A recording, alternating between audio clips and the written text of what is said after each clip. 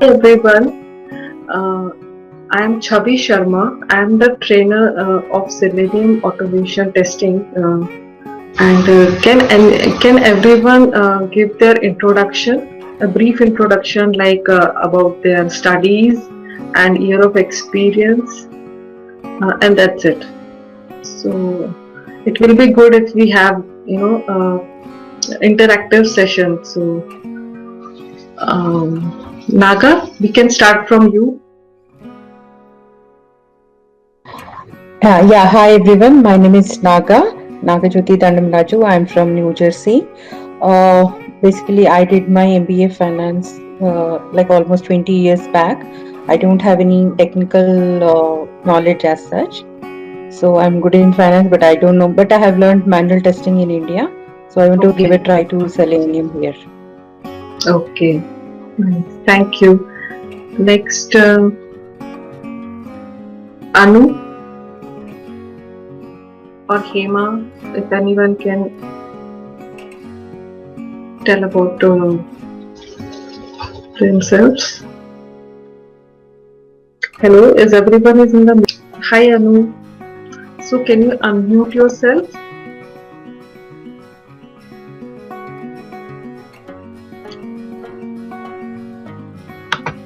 Okay. So Soma is I'm not IT background, done MBA. Okay, no problem. So hi Anu, can you tell a brief about yourself that what you have done? Okay, Soma setting is unable to mute. Okay, Anu is also unable to unmute. So no problem. You can all hear me, that is fine. So we can start the session.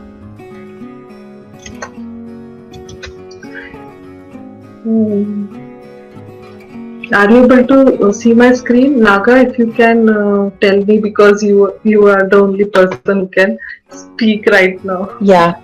Yeah, you can Yes, able Shivi, to. I can see. Okay. I logged into my laptop. Yeah, I'm able to okay. see this. Sure. Thank you so much. Hello, everyone.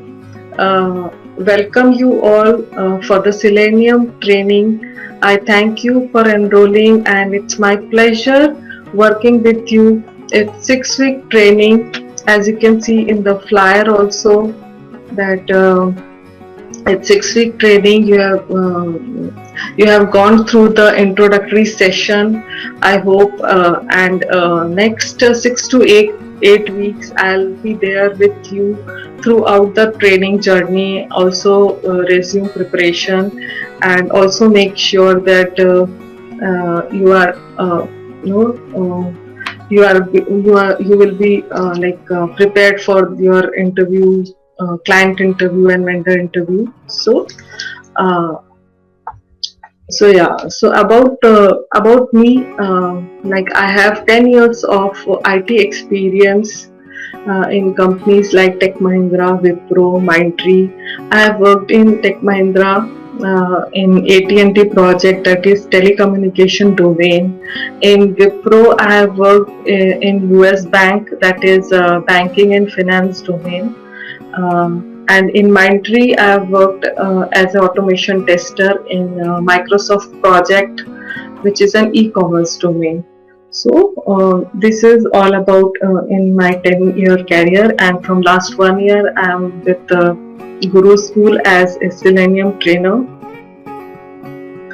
So this class is all about software testing concept. So what is testing? Testing is a quality control activity. All clients want a good quality product. That's why tester comes into the picture. So quality method can be segmented in 3 categories.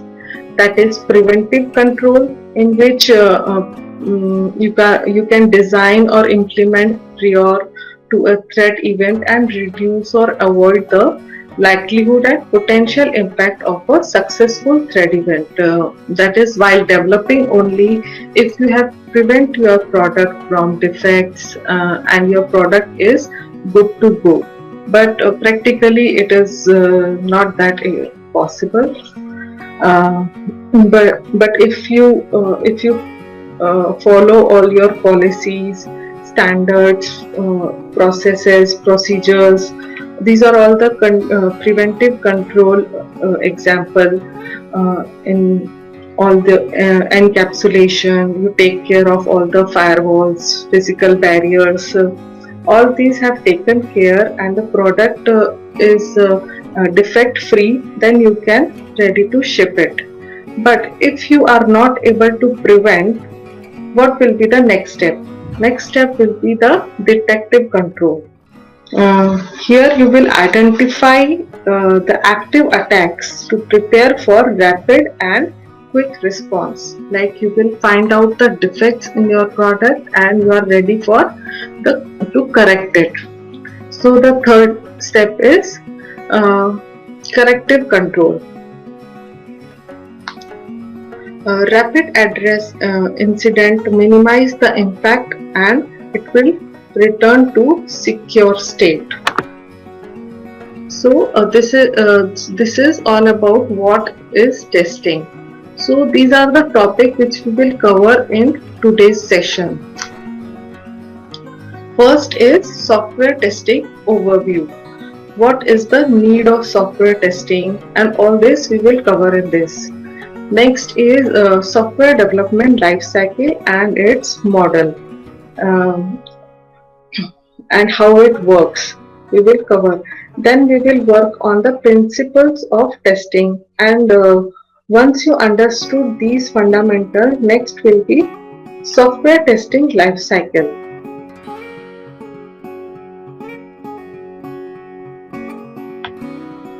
STLC, and understand the various steps involved in it. Next is software testing types. Moving further, we will learn about the method of software testing and its level, and some artifacts of software testing documentation, and I will also explain you about defect management life cycle. So, did I get any message? Yeah.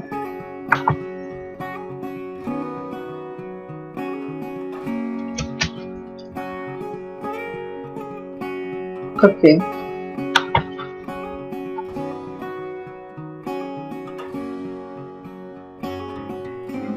Okay, so and also we will cover the top interview questions. So these all we will cover in today's session. Coming to the introduction of software testing. Software testing is defined as an activity to check whether the actual result match the expected result, and to ensure that the software system is defect free. Testing of the software also involves the implementation of product module system, part of evaluating all or some of its properties. Through testing, tester can identify errors, gaps, and requirements or missing element in the project or a system. Testing can be done both manually or with the help of automation tool available in the market. So what testing is? So why testing is important? Today's world is completely dominated by machines, and their behaviors is controlled by the software powering it. Well, the machine behaves exactly as we want them to every time or everywhere? Yes? The answer is all lie in the questions in software testing. So if the machines are properly tested before launch, it will behave as per what we want. By the end of the day, the software application success, which is going to control your business growth, the same thing can be set for the web application. If the testing done properly before the launch, the application will behave as per your expectations. If the application is not properly tested, there are chances that it will be crashed. Here some software testing plays a significant role in testing a software or a system. If the bugs or defects are not properly removed from the system, it might lead to the system failure, and that's why testing is important. Now let's see who performs software testing. This question answer is depend on the process and its connected project shareholders in the industry of information technology. Big companies have team members who bear the responsibility for evaluating the project or a software based on the requirement during the test phase. Moreover, some bugs can get detected if proper testing is done and the development of software or application. So people who do testing are software tester, project developer who develops the project or do coding, project lead, team manager and end user. So these are the people who take care of software testing.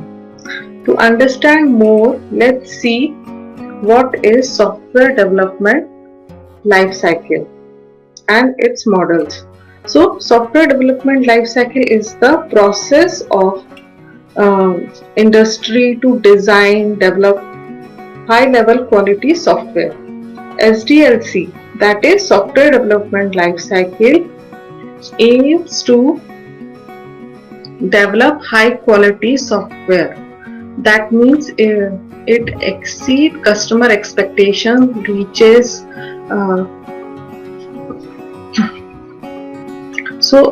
what you have heard about SDLC? Can anyone explain that? Have you heard about the term software development lifecycle? You can message if you cannot unmute yourself.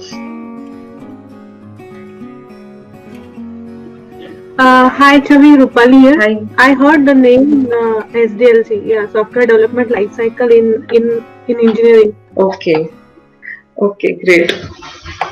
So, anyone else?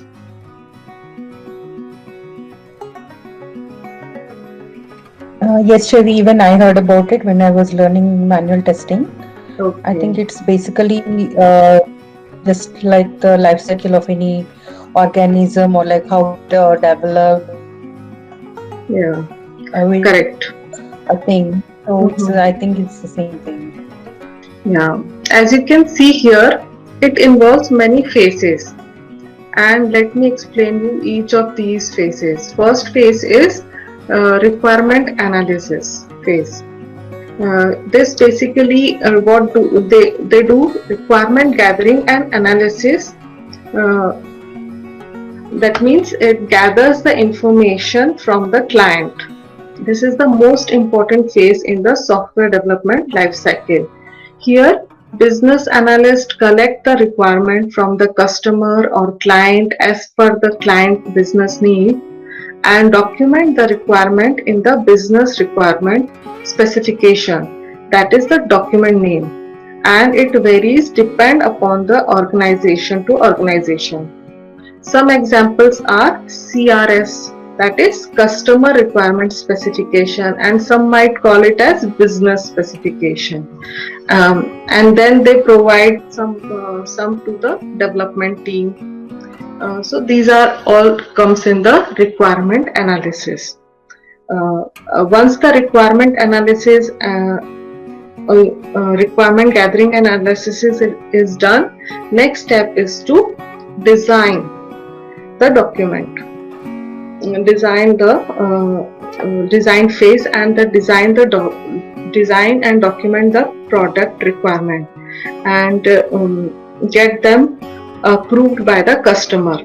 This is done through SRS, that is software requirement specification document, which we have taken in the requirement analysis.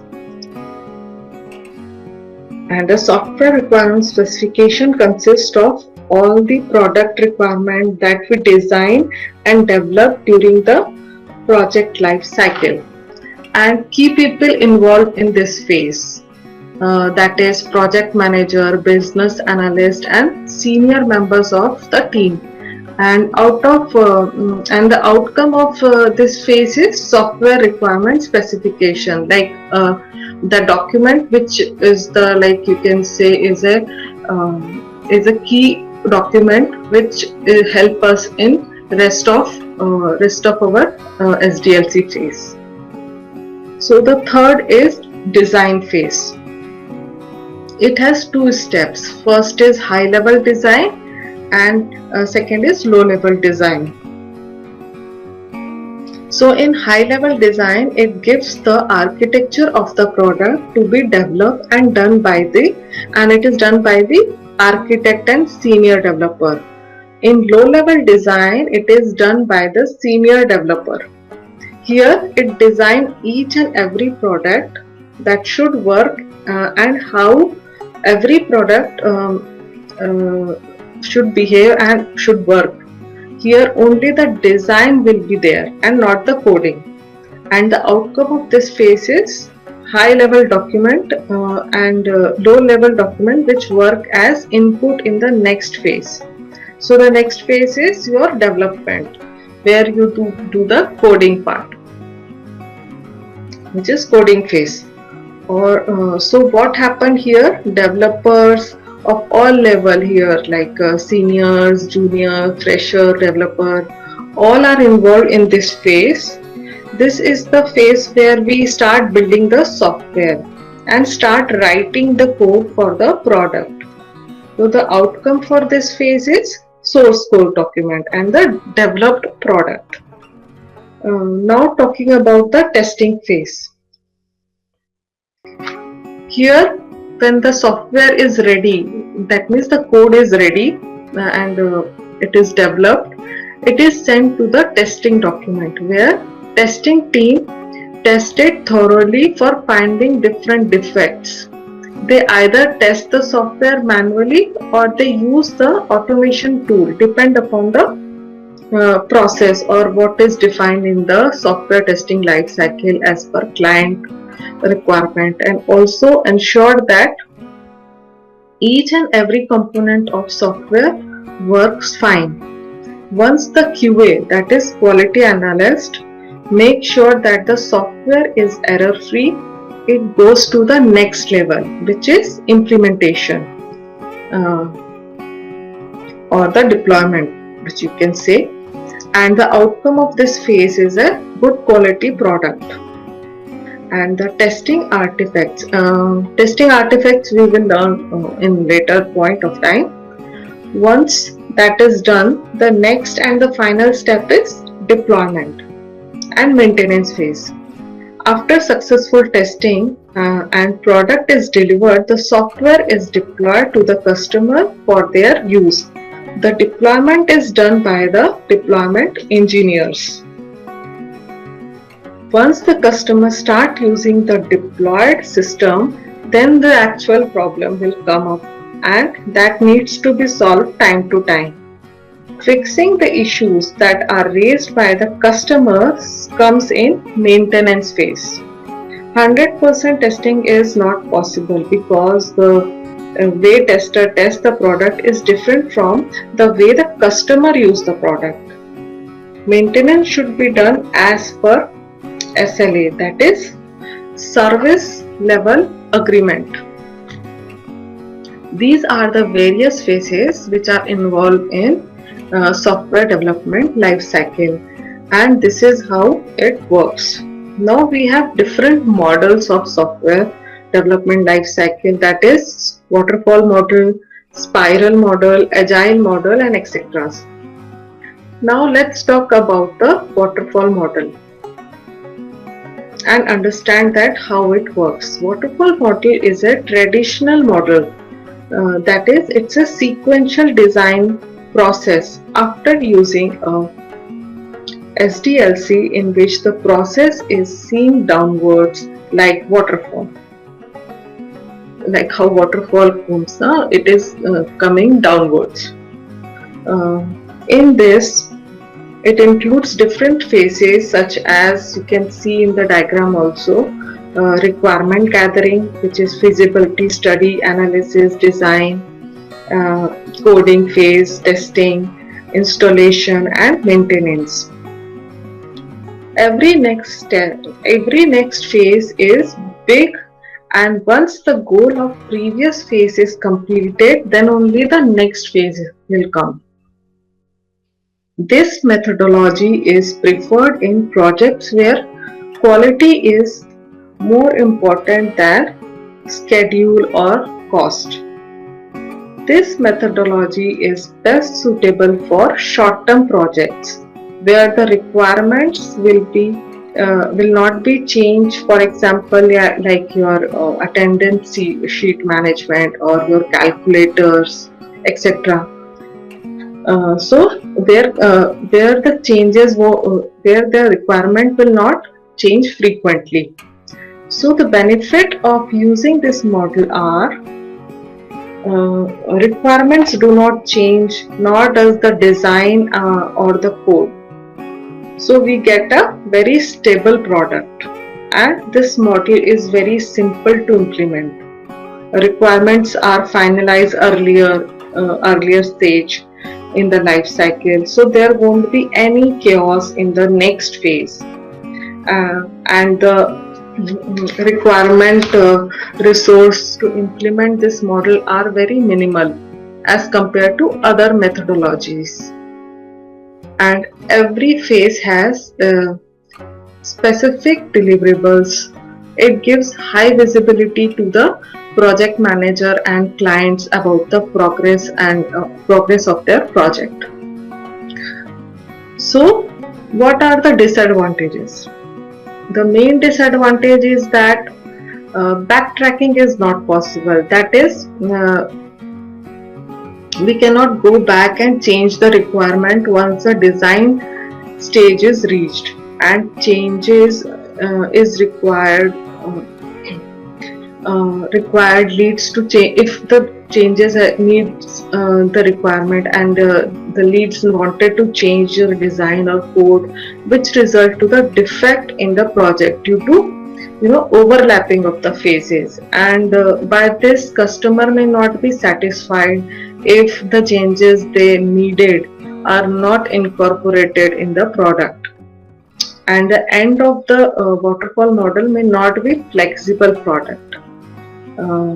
So this is the disadvantage, and this model can only be used when the requirements are very well known and fixed, and also it is not suitable for very long term project because they have the requirement keep changing their time to time, they change the requirement. So for those models it is not suitable. So this is all about the waterfall model. Now next is spiral model. Hope you are getting what I am explaining. If there is any doubt, you can ask me at that point only.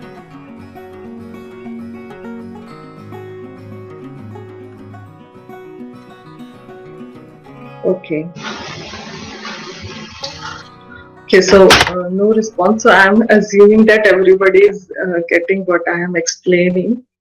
So now comes spiral model. Spiral model work as a iterative nature.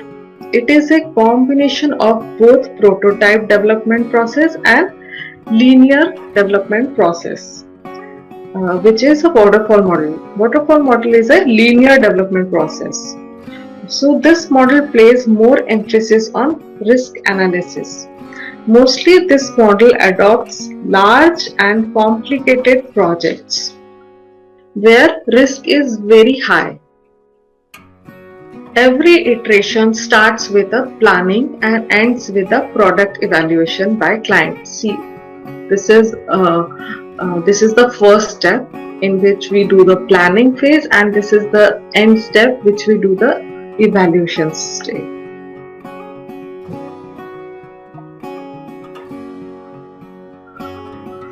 So let's take an example of the product development team like Microsoft.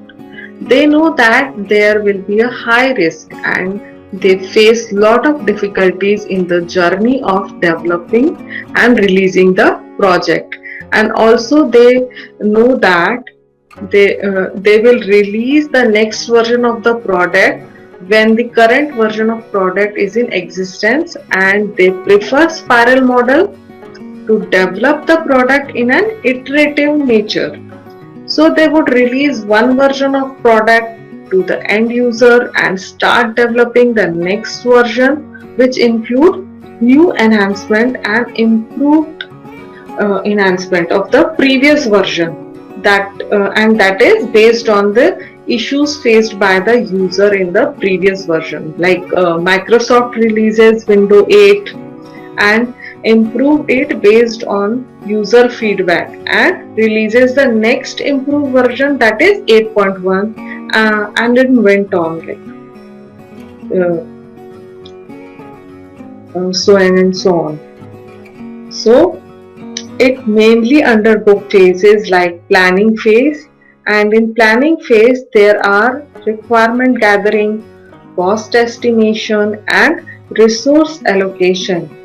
And it's been done, and next phase is risk analysis phase. Here the strength and weakness of a project is being known here, like, okay. And then comes you design phase. Design and engineering phase, where coding, internal testing, deployment is being done. So the now last step is evaluation step. Evaluation phase like client evaluation, client side testing to get the feedback, etc. So these are all the phases involved in the spiral model. So benefit of using this model are it allows requirement changes, and it is also suitable for large and complicated projects. The main thing it is allowed is better risk analysis, and it is also cost effective due to good risk management. And the disadvantages is that it is not suitable for small projects, and the success of the project depends on only on risk analysis phase. Okay, so that is all about the spiral model. Now let's move further and understand the principles of testing. Testing of a software or application pursue some principles that are mentioned over here. First is these principles also play a significant role in software testing to test the projects. So first is detection of bugs. So software testing can help in detecting bugs. Software testing helps to reveal the bug that may or may not be detected by developers. However, testing of software alone cannot confirm that your developed product or software is error-free. Hence, it's essential to write test cases and find out as many defects as possible. Okay, so that is detection of bug. Next is testing with effectiveness is impossible. So what is this? Until your project or application under test has a straightforward structure, having limited input, it won't be likely or achievable to check all the feasible set of data module and scenarios. That is effectiveness. Next is early testing. The early testing means you will begin to test your project or software in an early stage, because the early you start the testing, the better will be you find to utilize your existing time. Next is defect in clustering. On this time of testing, you observe that the majority of defects or bugs are reported because of the small number of modules inside your software or system. That is, So we focus on the on those modules to find the maximum number of bugs. So that is called defect clustering. If you have any doubt, you can ask me. Okay, at any point of time.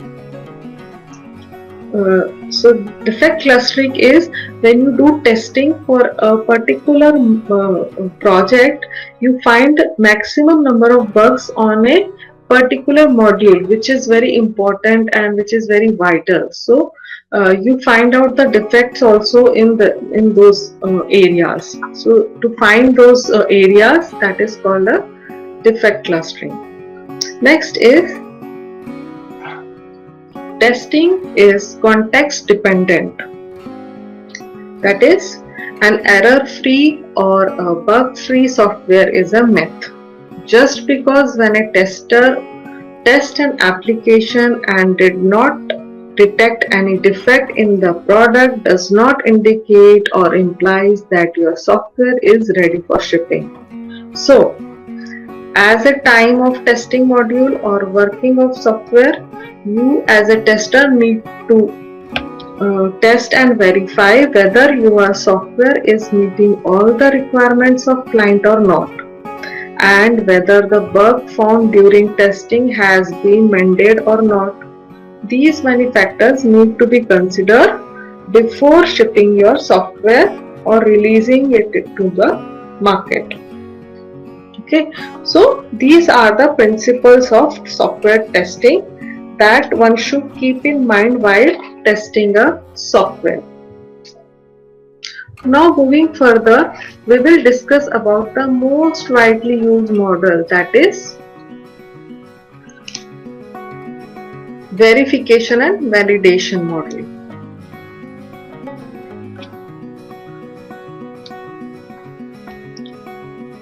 To understand this model, let's understand what is verification and validation in software. So, can anyone tell me about the verification? If you know, anyone, what is verification or validation? Anything?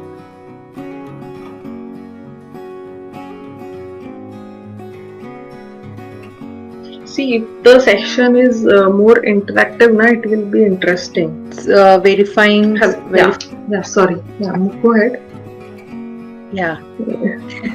Yeah, verification must be verifying the product. I mean, for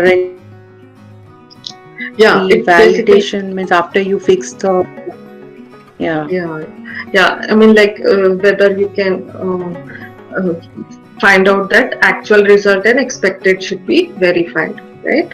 Yeah, correct.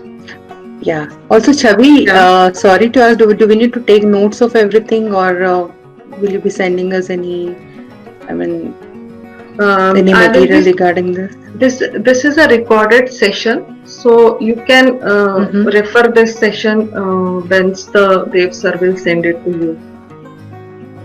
Okay, no problem. And this PPT will be given to you if you are recorded, or else if you have any doubt in future also, you can come to me and I will clear your doubt and explain you again and again as many times as you want. So don't worry about that. You have all the documents, and I am here for you every time if you want anything. Okay, sure. Yeah. Thank you. So I hope everything is clear and clear. I mean, you can able to listen me properly, because it's an online session, so I'm asking again and again that my internet is working or not fine. So yeah, so I'm audible to everyone. Okay, fine. So verification is basically a static analysis technique. It is done without executing the code. For example, you can say like inspection, walkthrough, review, etc. So these are all verification, which is static analysis technique, and execution of code is not done while doing the verification. Next is validation. Validation is a dynamic analysis technique where testing is done by executing the code. For example, your functional and non-functional testing techniques. In this model, the development and QA, which is quality analysis activity, are done simultaneously. There is no like discrete phase called testing. Rather than testing start right from the requirement phase. The verification and validation activity go hand in hand. So just have a look at the figure over here, and you can see here the left hand side shows the development activity and the right hand side shows the testing activity. Now let's understand each of the phase in depth. So first, talking about the left hand side. As we know that the left hand side activity is development activity. Normally we feel that what testing can do in the development phase, right? I mean, testing comes after development, not while doing the development. But this is the beauty of this model, which demonstrate that testing phase can be done in all the phases of the development activity as well. So here requirements are collected and studied in each phase of the development. So here how the system is implemented is not important, but what the system is supposed to do is important, like brainstorming session, walkthrough, interview are all done here to have the objective of the software or the project should be very clear. So verification activity like review and validation activity like creation of user acceptance test and its test cases and artifacts produced here. So we will know about the artifacts here in this phase. Okay. So the artifacts produced here will be requirement understanding document and also user acceptance test cases, that is UAT test cases. So these are the artifacts that comes in the user requirement in this phase. Okay, so this is all about the user analysis phase. Now talking about the software specification. In this, a high level design or software is built. Sorry. In this, team studies and investigate how the requirement could be implemented and the techniques of feasibilities of their requirement is also studied. Also here the team come up with the modules would be created based on the software and hardware needs. So verification activity that includes here are design reviews and the validation activity here are like creation of system test plan. Here system test plan and test cases are created of testability matrix. So there is only creation and planning, test planning is takes place. And the artifacts, that means the outcome of the artifact produced here are system test cases, feasibility reports, system test planning, and hardware and software requirements and modules to be created. So the next phase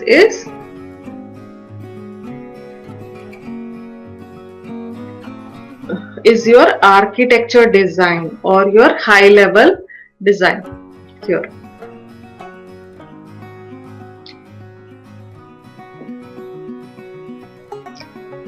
In this phase, based on your high level design, software architecture is created.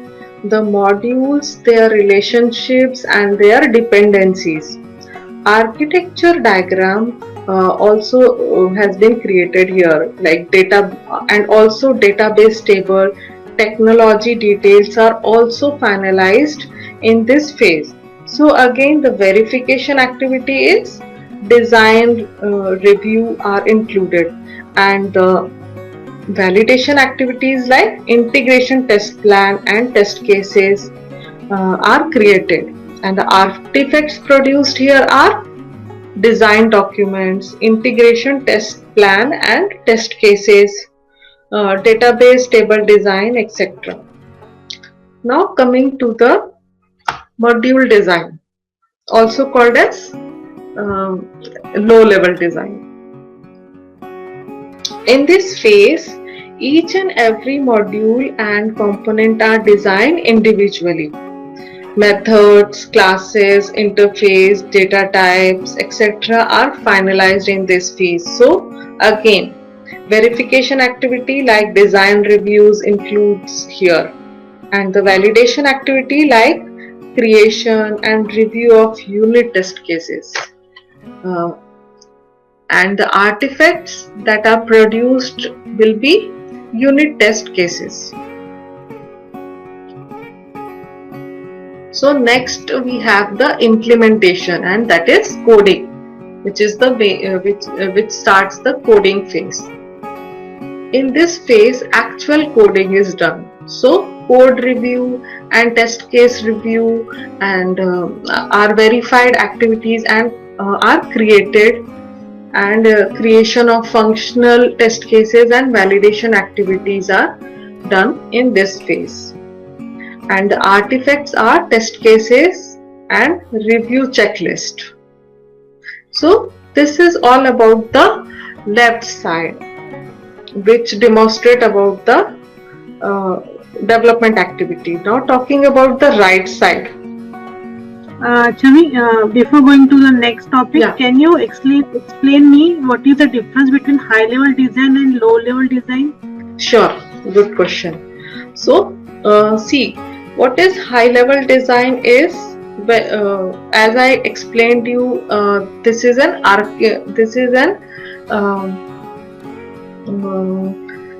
this is a phase here where you have high level design, that is architecture is created, the module and their relationship dependencies. Here that overall architecture design is created, and in low level is the detailed design, which is like method, classes, interface, data types. These are all low level design, which is the minute details of the software is finalized. Hope I am clear with you. Yeah, thanks. Okay. And one more thing, what is in the artifacts? It's a document. Artifact is the outcome of this process. Like in this artifact, see, I'm explaining you that artifacts produced in every stage is like system test cases are artifacts of software specification. Like system test cases are created, they will design all the system test cases, they will do the feasibility reports and system test plan. They are created so that see, coding is not has been done till here. So what does testing do? Testing goes side by side, when side by side. So they prepare all the documents and all the requirements for they are ready for testing. So they will create all the system test cases only based on their documents, not by the coding is not ready right now, right? Because it is still on the high level design and the low level design. So coding comes here, but what the tester team do here is they will start creating their test cases in this on this time only. So what all requirements the developer get, tester also get those requirements, and as they are ready for writing their code, the tester are ready for writing their script and ready for testing the code. Are you getting my point? Yes, now I'm getting, yeah, because Yeah. everything is new for me, right? So Right. You can ask questions, no problem, and I'm happy to answer your questions. So hope I'm clear to you that Yeah, all these artifacts means what are the outcomes of this step. Artifact of this is like design document. Artifact of integrated testing, high level design is like design document, integrated test plan and test cases, and database table design, etc. So these are all artifacts, that is outcomes. okay, thanks. Okay, so yeah, welcome. So next is we will do the right side, which is the talking about the right side, which is demonstrate about the testing activities or validation phase. So we will start from the bottom, that is unit testing. In this, all the unit test cases are created on the low level design. Okay. As I explained you, when the developer develop their low level design, our testing team also create the unit testing test cases. Actually not testing team, because it is a white box testing technique where a piece of code is written which involves a method to test whether the code snippet is giving the expected output or not. So this testing is basically performed by the developer team. In case of any anomaly or defects find, they will log and track it. So this unit testing is done basically by the developers only, but sometimes it is done by tester also, but mostly it is done by the developer. So the artifact produced here are unit test execution results. So outcome, basically it is outcome of this testing is the executed result. Next comes the integration testing. Okay, integration testing phase, the test cases are executed which were created in the architecture design, which I have already mentioned. Here in this phase is already created, or your high level design phase. In case of any anomaly, defects are logged and tracked, even here also. So now talking about the integration testing, it validates that whether that the component of the application works together as expected, because there are different modules and we integrate different modules here. Integrated means we'll combine those modules and we will see that whether it is behaving as per our requirement or not. And the artifacts produced here are integrated testing result. Now here comes the system testing. In this phase, all the system test cases, functional test cases and non-functional test cases are executed here. In other words, there are the full-fledged and actual testing of the application takes place here. So defects are logged and tracked if it is not closed. Okay, so the progress report is also plays a major part in this point.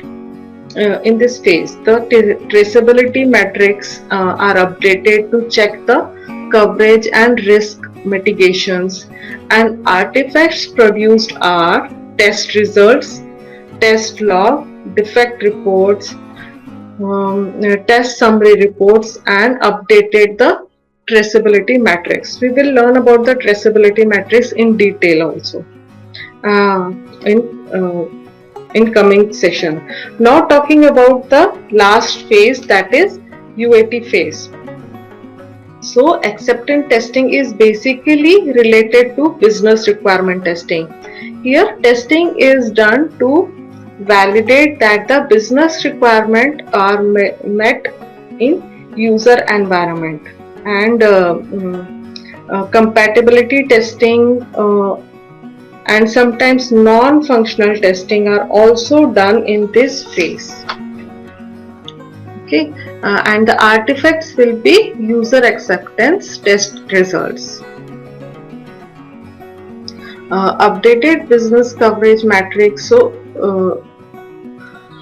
these are the phases involved in this right hand side of the model.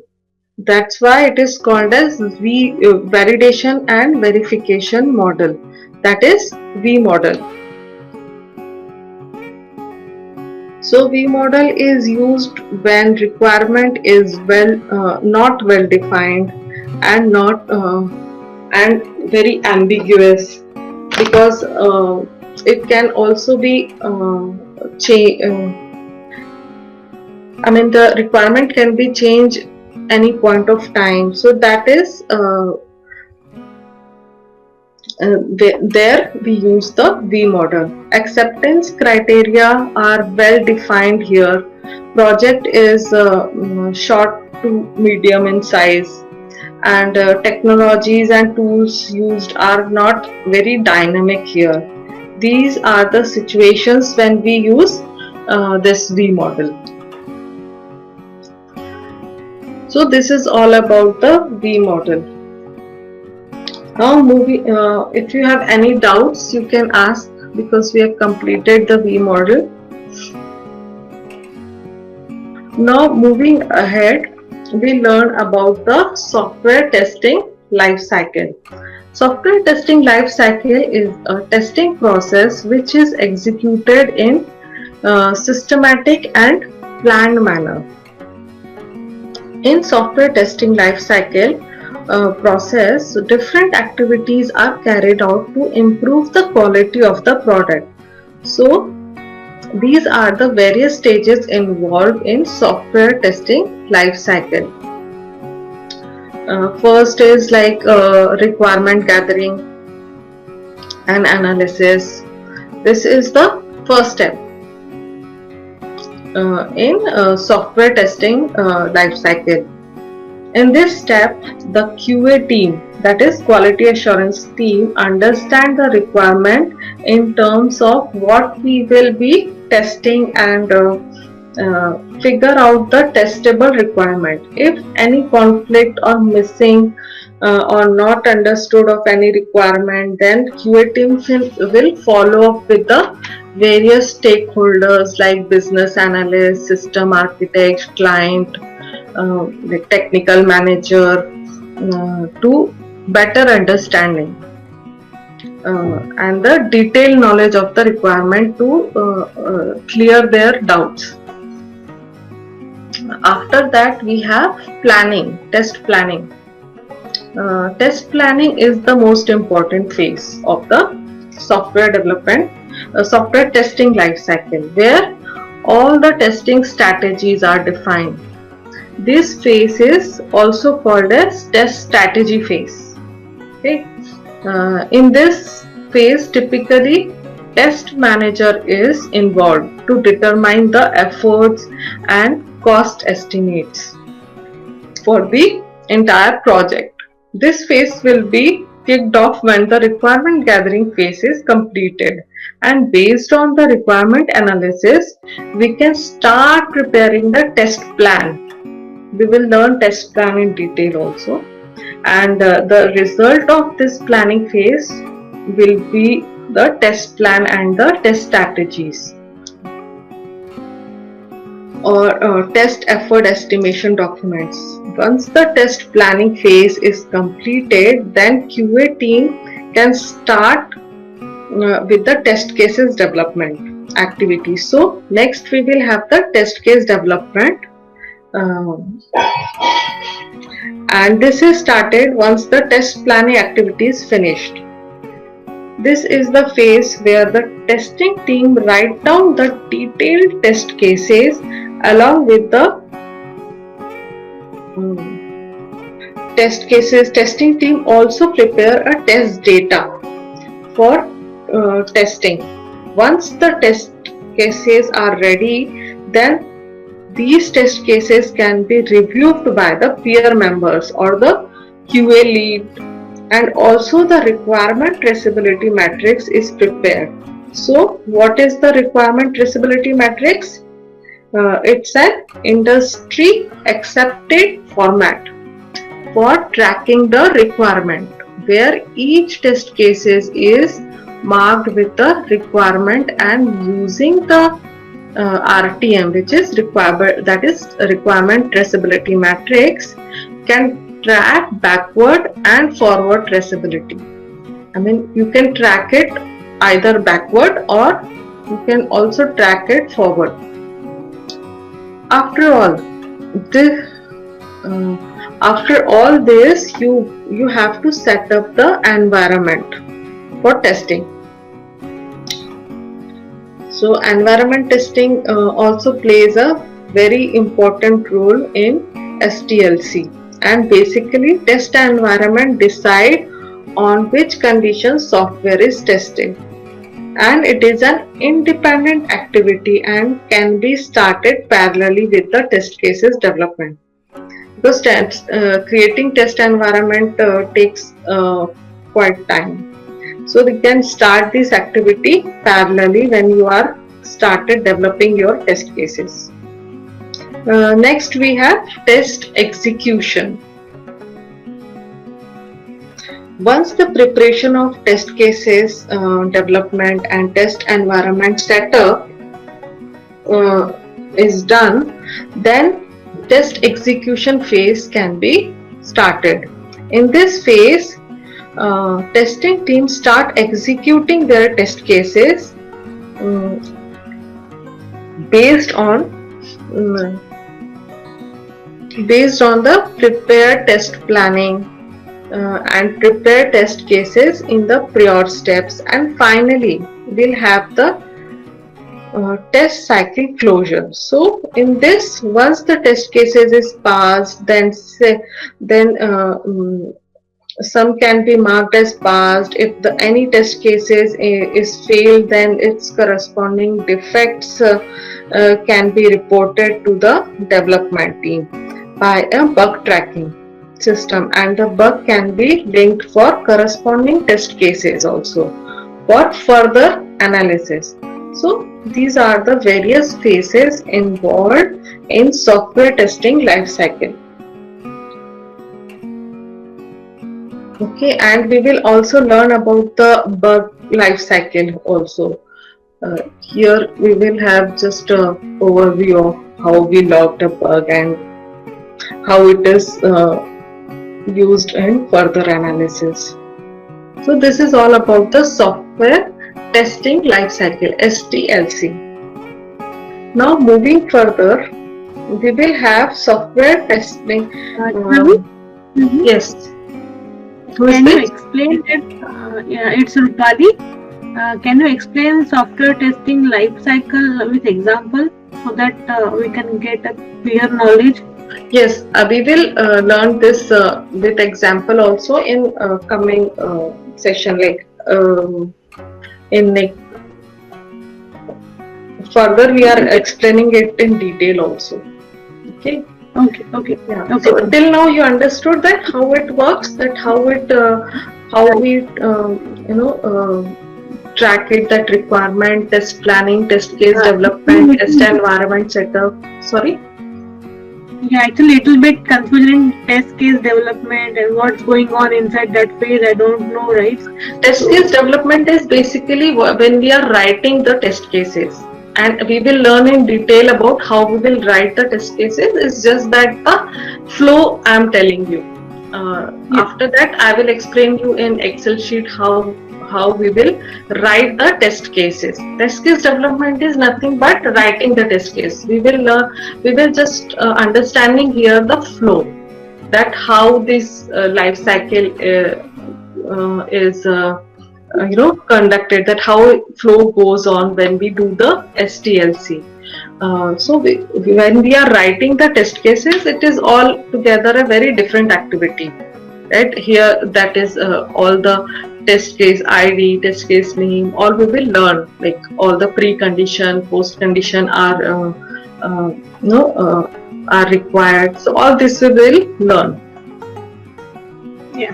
Okay, so this is just a flow how the software testing life cycle works, that there is a requirement gathering, then there is a test planning, then we will create the test cases, then we set up the environment, and then we will execute it, and the reporting is done. So this is the basic flow of the software testing life cycle. Next is types of software testing. So mainly there are two types of testing, software testing, that is manual testing and automation testing.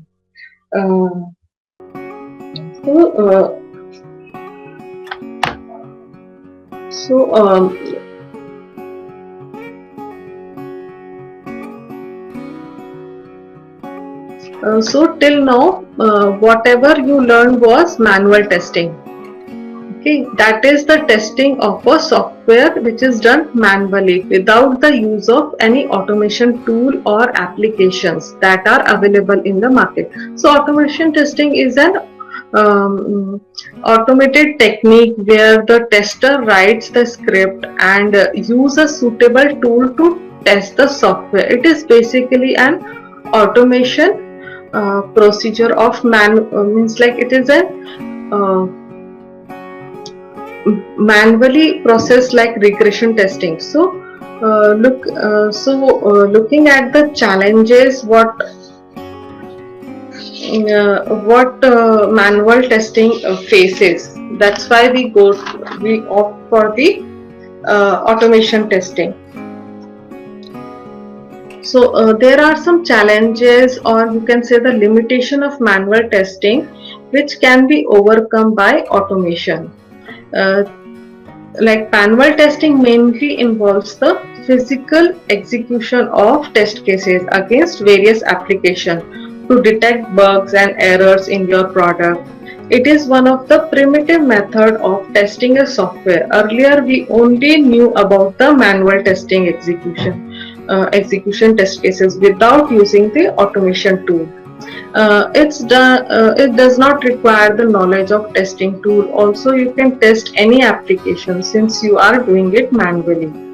So coming to the Facebook application, which I have already told in the introductory session also, that when we do testing for suppose the Facebook page, we will write all the test cases and all the functionality which are present in this test case, and we will write multiple data sets to test the fields, say the first name, here the first name, the surname, mobile number, and various links which are present here, all the drop down list, checkboxes. So we will write hundreds of test cases here, and we will start executing those test cases one by one, and we will find the bugs, and then you give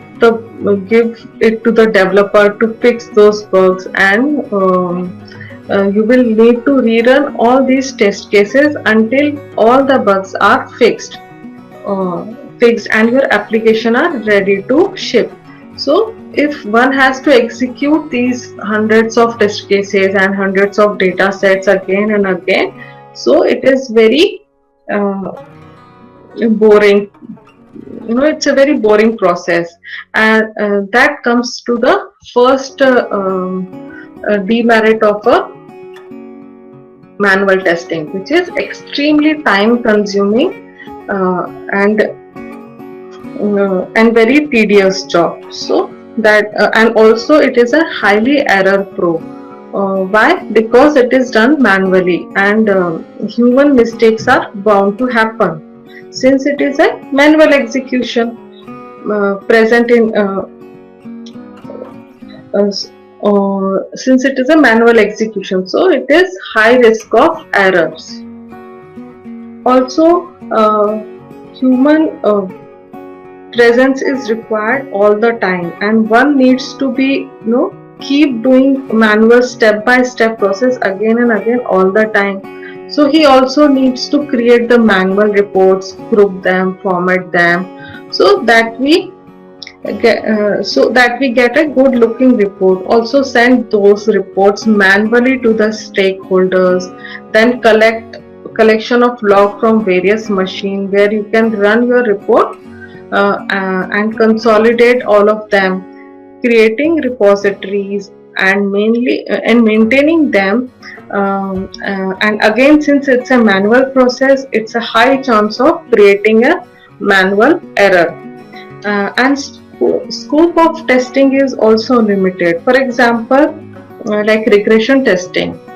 Ideally, you would want to run all the test cases which we have written, but since it's a manual process, you would not have the luxury of time to execute all of them, and since you will pick some of the test cases and you execute them. That's why you are limiting the scope of your test cases, and the large number of data large number of data, if you do it manually, that is practically not possible for a person to do it. And on that, and also if it is an agile module, then it is happened that developer are building the code, and the tester are building the test cases and executed it as and when it is available, and this happen iteratively in the agile module. Hence you will need to run these test cases multiple number of times, and in your development life cycle. By doing this manually, it definitely become a very tedious and boring.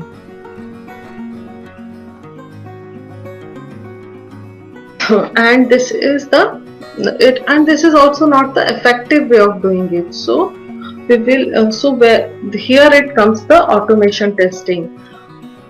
For fast execution and to be less error prone. The main reason is to help frequent execution of test cases. So that's why that's why automation testing come into the picture. Now we will talk about the methods of software testing. So following are the three methods of software testing: black box testing, white box testing, and gray box testing. So anybody can tell about the white box testing or black box testing or gray box testing? Okay, I will explain you. Black box testing is also called as behavioral testing, where the software tests the internal structure,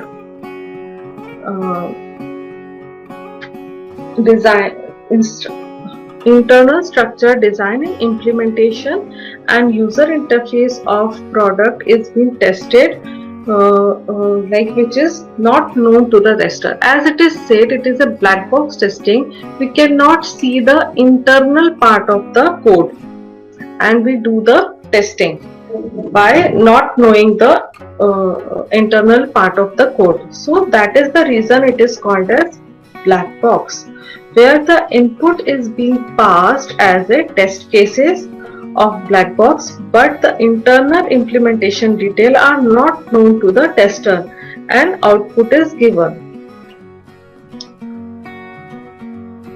So this is black box testing. in white box testing or a glass box testing. It is also called as glass box testing, where internal code is very well known to the tester.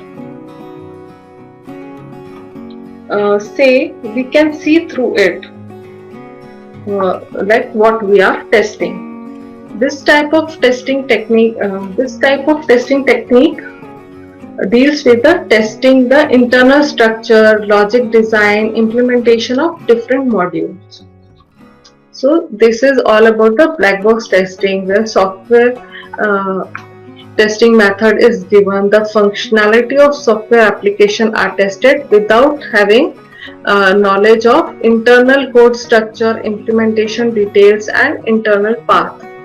Black box testing mainly focus on the input and output of software application, and it is extremely entirely based on the software requirement and specification, and it is also known as behavioral testing. So if you have any doubt, you can ask me. Okay. Also, as I explained, white box testing is a software testing technique in which internal structure and design and coding of software are tested to verify the flow of input and output, and to improve design usability and security. In white box testing, code is also available to the tester, and it is also called clear box testing. That means you can see through it. As the name says, that you can see through it, and you can see the code which are what you are testing. So it is a transparency box testing, also called as. Next is gray box testing. Ravi, Yes. what is the example of black box testing? See, black box testing is what the tester do, like functional testing. All the testing which we do, system testing, all this we don't know about the code, right? That is black box testing. We are knowing only the requirement documents. We will write our system test cases. All this we will write using the requirement specification documents. So we don't know about the code. So that is black box testing, which the tester do. And the white box testing is done by, like unit testing, which I have already explained you. That unit testing is done by the developer, which know about the code and internal, design, all these, all the flow of, flow of the path and all those conditions and all those things. They know about the code. So that is white box testing, which mainly done by the developer. Yes. I hope I cleared your answer. Yeah. So that is white box testing, which we can through, as you can see, that we can see all the things. So that is white box, as the name says. It is it's a glass box testing. So we can see what we are testing, but in black box testing we cannot see what we are testing. We are just writing the test cases based on the requirement documents which is given to us. Okay, next is gray box testing.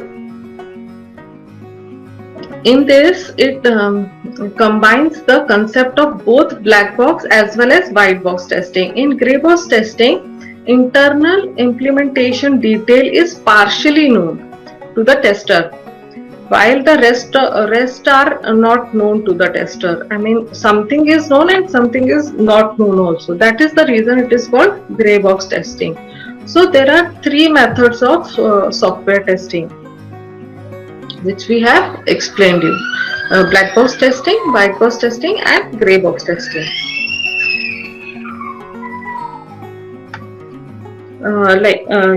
Now we will see What is the difference between a functional testing and a non-functional testing? As listed, functional testing is performed before non-functional testing, and non-functional testing performed after the functional testing based on the functional testing is based on the customer requirements, and non-functional testing is based on the customer expectations.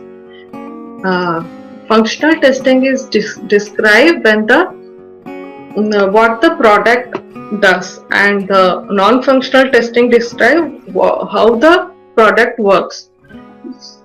Sorry. So the functional testing, examples of functional testings are unit testing, acceptance testing, smoke testing, integration testing, regression testing. All these are functional testing which are required. And the non-functional testing are performance testings, scalability testing, volume testing, load testing, stress testing, which is done after this functional testing. As I have mentioned you, it is performed after functional testing. Non-functional testing is. Okay. Next is software testing level. So here it starts with the unit testing, where unit testing are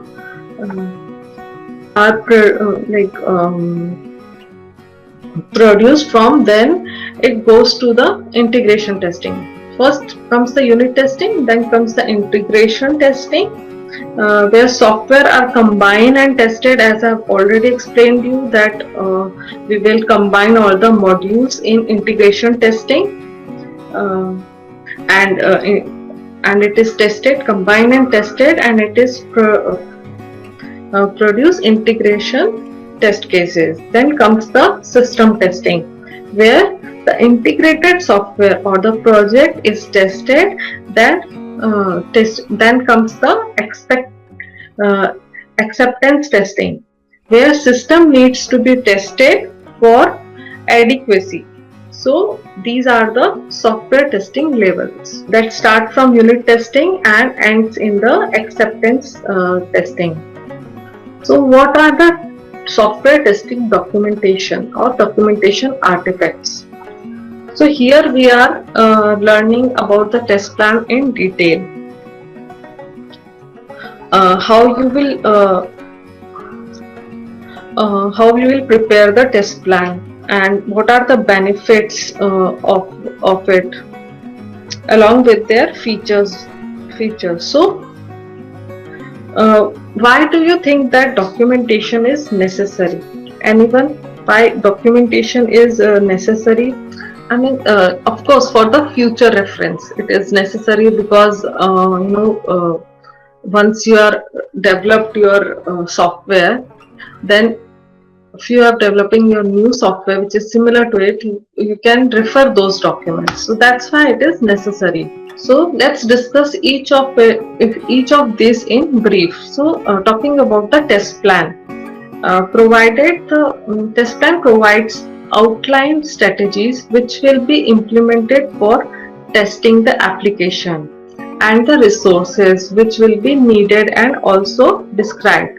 It also holds the details of on which environment test will be performed. So let us take an example. So yeah, so here there is an example of test plan. How we can maintain a test plan report. So this is a test number. Here there is a target type, target file, test name, test purpose, test situation, expected output, actual output, and outcome and action requirement. So here the test number first, and test type is, suppose we are testing a website, say Facebook application or any application, any website we are testing. So in test type we will write the website, or whatever application you are testing. In target file, you will write that what file you are testing, like whether it's a login file or login functionality you are testing. So that we will come in target file. Test name is like whether you are doing unit testing or integration testing. So that comes here. The test purpose and test situation, like on click of anything, whether it is working or not. When you are writing and click on the submit button, writing your login ID and password, and you're clicking on the submit button, whether it is giving you the expected output or not, whether is the expected output and the actual output, means like in actual output and expected output should match or not. If it is not matching, the action will be pass or fail. So like that, it is the test plan document, which describe about the software testing scope and activity. It is the basic for formally testing and software or the product in a project. It is a document describes the scope, approach, and resources and schedule of the intended test activities. So all these important points are covered in the test plan. So now we'll see about the test scenarios. So next documentation is test scenarios. So it can be considered as a single line statement which notify the area in which your application will be experienced. This artifact is needed for ensuring the overall procedure tested from start to finish. So again, this is your test scenario where you need to have your use case ID, your requirement ID on which you are working on, and what are the test scenarios and how many test cases are required, that is number of test cases required. You can go on documenting all the records over here in the test scenario. So next is test case. Test cases, it engages in collecting the steps and conditions with inputs which can be implemented at the time of testing. This activity focuses on making sure whether a product went through a set of tests and phase by phase any means such as functionality or other aspects should be completed. Many types of testing being checked during testing, like functional test cases, negative or error test cases, logical and physical test cases, and user interface test cases as well. So these are the column which are necessary for test cases. So we'll see in the example about the test cases. So I hope that this will cover your question. No one have asked me, sorry I don't remember the name right now, but slowly I will remember all those names. So this is the example I am telling you about the test cases which you have asked me in the software testing life cycle. So here are the test case. Yeah, so test case ID. This is the way you create your test cases, like here test case ID, test case name, then owner, state where it is, like whether it is draft state or review state or execution state. Also it gives it also tells about the test case description. It contains the precondition, post condition, expected result, actual result, and comments if there is any. So here, like, it is a login test cases. So all the login test case ID are given here. Um, test case name. Suppose it is a Facebook site which you are testing, that login of a Facebook site. So here comes the website name, owner, whether you are doing it through admin or any other ownership.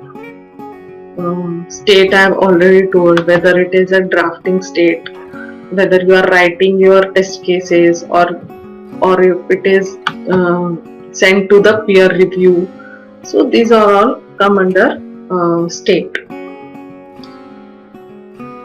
Now comes the description. Test case description is it gives you that verify the login which is entered is valid or not.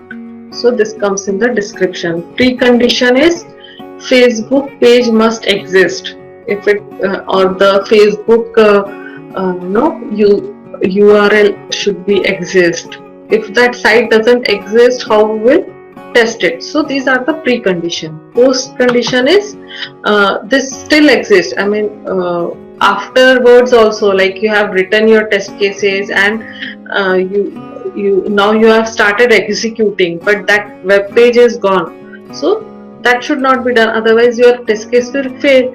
So post condition also, that it should still exist after writing all those test cases, and while writing it is existing, but after like while execution also it should exist. So that comes post condition. Expected result, like what all the expected result. If it is not matching the actual result, it will fail. Sorry, here fail will not come.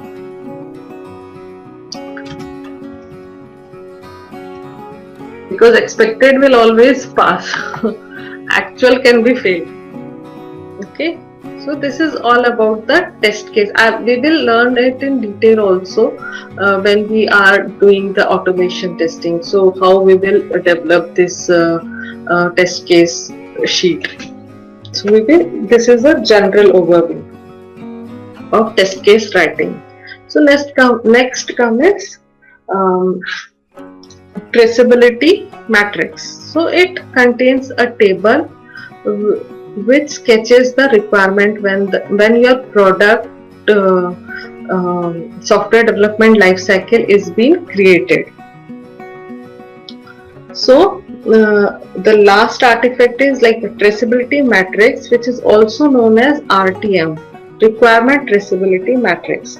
So this documenting artifact can be implemented for forward tracking, as I told you, as well as backward tracking. So this is all about the documentation.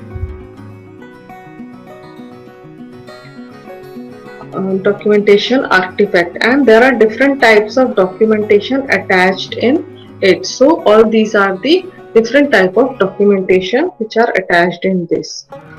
So now we will learn about the defect management. So defect management process can be defined as a process of detecting bugs and fixing them. It is necessary to say that the bug occur constantly in the process of software development.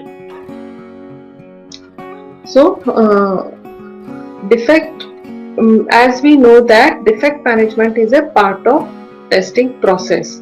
But what exactly is defect management in software testing is not being known. Not being known means most of the people don't know what is the management of defects. Now we will talk about it and learn how exactly is defect management process is.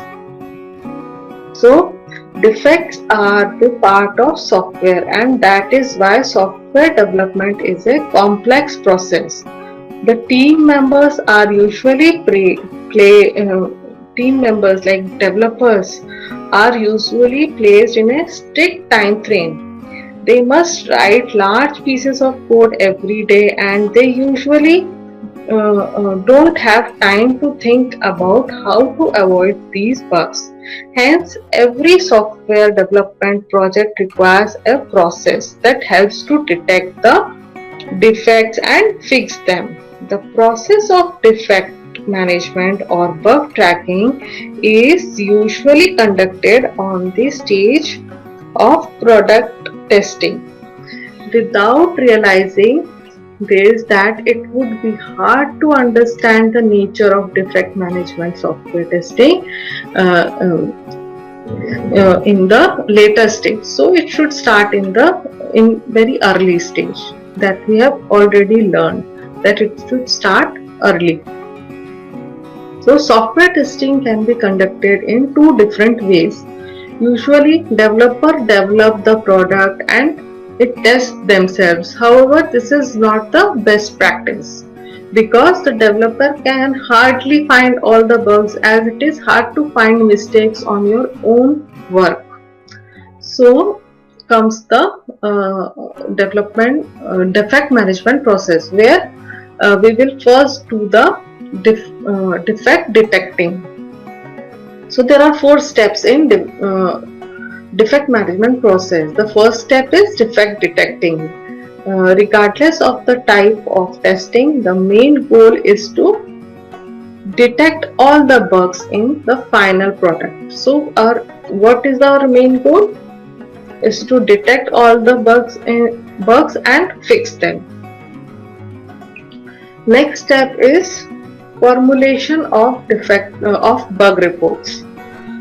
So these are the documents that include all the bug information. Usually they contain the data of what type of bug and all the possible ways to correct them. Next is bug fixing. After the bugs are fixed, they should be tested once more to make sure that the software works properly. And the final step is bug list creation. So these are this is a document that contains all the information of bug that occur during the project performance, and the team often uses the bug list because the similar bug occurs. So this is the documentation where you can refer and find out that what are the bugs and how you have corrected it. So this is for their reference. So this is all about the defect management process, and now comes the defect or bug life cycle. This is also someone asked me about, right? Yes. So we will learn this in detail here.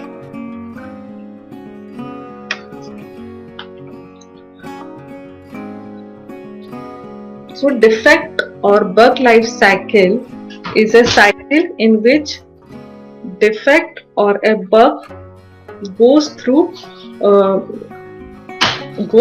during its lifetime. Say it starts with defect when the defect is found and ends when defect is closed. Okay, after ensuring it's not it will ensure that it is not reproducible. So this is life cycle vary from this is a life cycle of bug which vary from organization to organization and also project through project. Why? Because several facts like organization policies or software development model like agile, iterative, project timelines, team structure, etc. So this can vary from project to project or company to company. So the bug or the defect life cycle consists of these following stages. These are the stages of bug life cycle. So this is the general format which usually they follow, but it can be varied also. That's the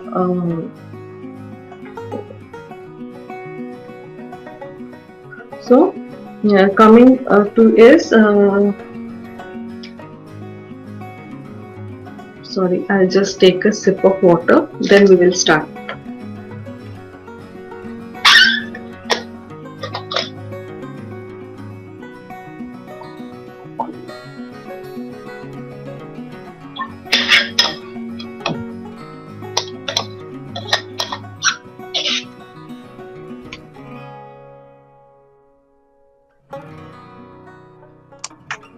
Chavi, one more thing, we are nearing 2 hour window. So normally we said 90 minutes. So Yeah, 2 hours. I will. Okay. Yeah. This is the last topic. Then we will conclude. Thank you. Okay. So bug or defect life cycle consists of these following stages, and that starts from new. This is a stage where the defect is first logged and found. Next is the assign stage. Uh, After the tester has posted the bug, the lead of the tester approved that the bug is genuine or not, and he assigned the bug to the corresponding developer, and developer team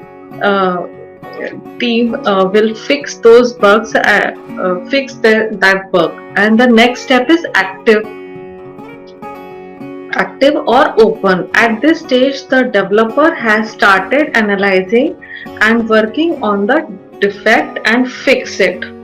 And when the developer make necessary code changes and verify that the changes can make the bug status fixed, and the bug is passed to the testing team. So testing team will again the tester do the testing to see the change code which is done by the developer has been given to him, whether the defect has been fixed or not. So it will test it. And as you can see, the left side is the reopen state. In this state, the bug still, if the bug still exists after fixing by the developer, the tester changed the status to reopen. Again, the bug goes to the life cycle, and the next again goes to verify. It goes to the tester again to verify. Once it is open and reopen and gone to the developer, and again it is fixed. So it goes on till the tester verify that the bug is completely removed from the software or the product, is error free. Then you have a closed state. That means the bug is fixed and tested by the tester, and tester feels that the bug is no longer exists in the software. So tester changed the status to closed. And you can see from active state it goes to two more states, that is rejected and deferred. Rejected means if the developer feels that the bug is not genuine, he rejects the bug. Then the stage of bug changed to rejected. And deferred indicates the bug is expected to be fixed in next release. The reason to change the bug to this state can have many factors, like priority of bug may be low, lack of time for releasing, or the bug may not have that major impact on the software, and that's the reason it is said as deferred. So these are the various stages of bug life cycle. One more stage is duplicated. If from this active state, if it is duplicated, means that bug has already been raised, and this is the similar bug which is again raised, so it marked as duplicate. So if there is any doubt in this, you can ask me in all these stages of bug life cycle, or you can ask me in a later point of time also when you go through again. So these are the interview question. As I have asked you, I'll give you the most important interview questions.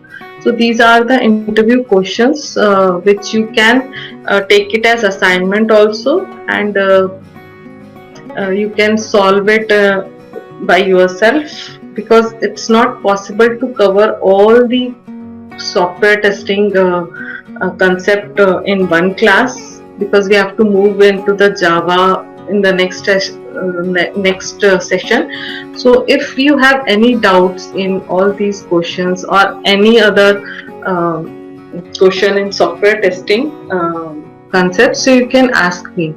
That we have not covered some exploratory testing, black box testing we have covered, test plan we have covered, test coverage we have not covered. So mainly we have covered most of the things, like manual testing, different type of manual testings, and yeah, alpha testing and beta testing we have not covered. So if you have any doubt, you can ask me that what is alpha testing, beta testing. It's an acceptance testing, so you can ask me separately. So I'll be happy to answer your questions about the manual testing concepts. So this is all about today's class. I'm going